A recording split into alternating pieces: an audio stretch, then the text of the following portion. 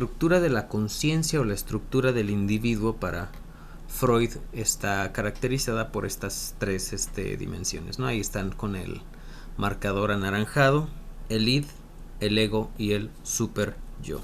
Entonces, estas tres dimensiones de la conciencia vamos a separarlas, pero no están separadas en el individuo. O sea, no es que aquí esté esto, acá está el otro y por allá está lo otro. No, estas dimensiones, como incluso Freud mismo lo dijo, están dinamizadas, ¿no?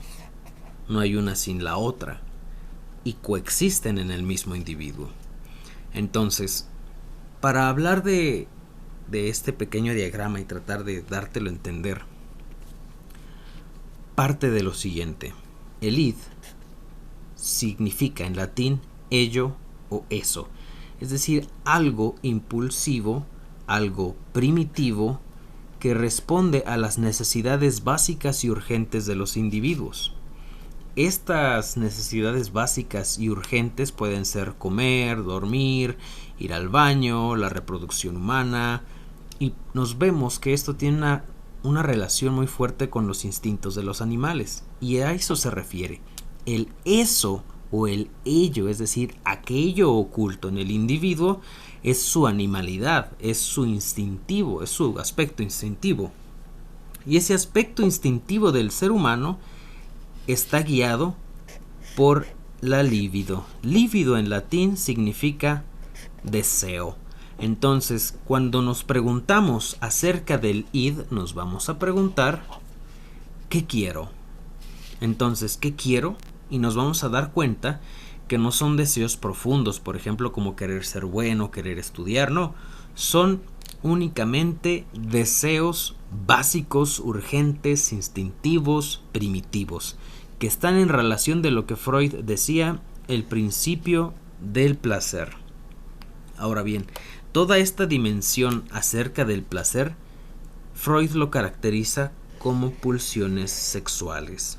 Entonces, toda la pulsión sexual, la relación con la libido, también está en relación de otra dimensión, que es la dimensión de las pulsiones de muerte, que se refiere con el thanatos. En griego significa, se dice thanatos, aquí están las letritas, que significa muerte. No es que se refiera a la muerte del individuo en sí mismo, sino a todas aquellas regiones de nuestra persona que se refiere a aquello instintivo, es decir, a la agresividad, la autodestrucción del ser humano, el autocastigo, el aniquilamiento, la violencia, el egoísmo.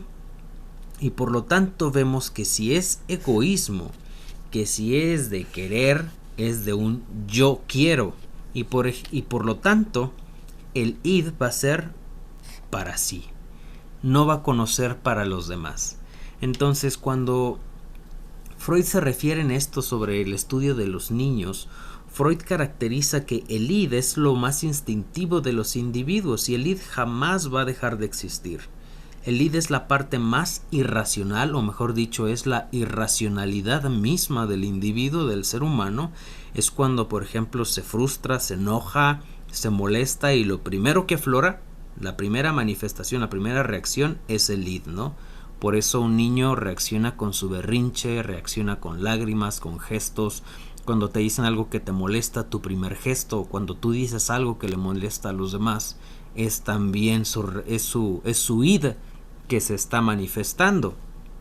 Es decir, es su agresividad. Por ejemplo, cuando a un perro le vas a quitar la comida, ¿no? ¿Qué hace? Pela los dientes. Quiere que conservar instintivamente lo que es de él. Ahora bien, a esto se contrapone el superego.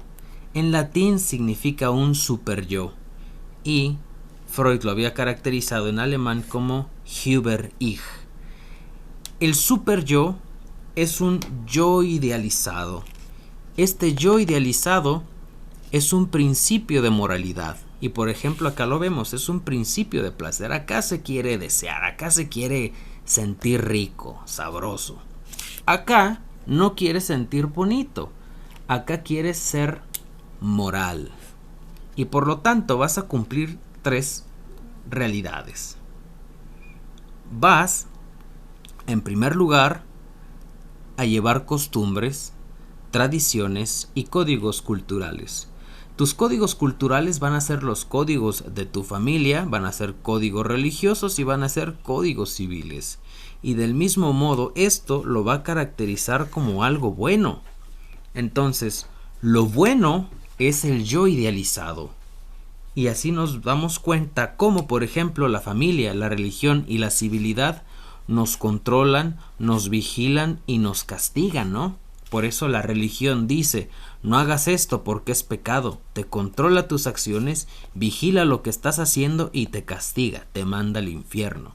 ¿Qué hace la familia? No hagas esto, mijo, porque está mal hecho. Es decir, controlan tus acciones, vigilan lo que haces y cuando te pegan, por ejemplo, es un castigo. Bien, puede haber otros castigos, claro, en la familia, pero sería lo más inmediato. Todas estas dimensiones no nos dicen qué quiero hacer, ni nos preguntan, sino que nos imponen y nos dicen qué debo hacer. Entonces, nos regula las acciones a través de la culpa. Si haces esto está mal, hijo. No hagas esto porque me va a dañar, me va a herir mis sentimientos y yo quiero que tú seas un niño bueno. Entonces, aquí nos damos cuenta que en el individuo que somos nosotros mismos coexisten estas dos realidades y cuando se encuentran chocan. El choque genera lo que va a decir Freud, la razón. La razón acontece en el choque de nuestros deseos con nuestros códigos morales. Entonces aquí van a ser el yo. El yo es el principio de realidad.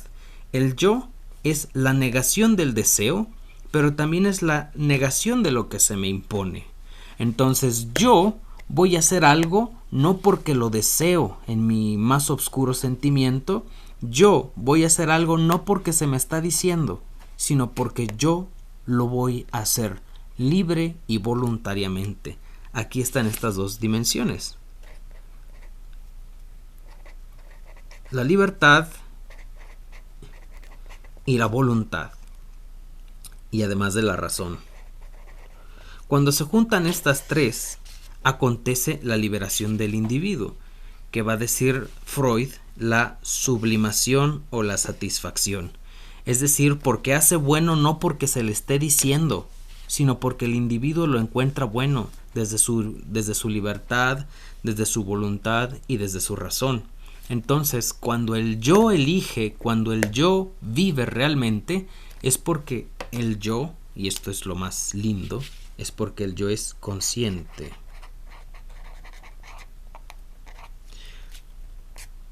Y entonces aquí nos damos cuenta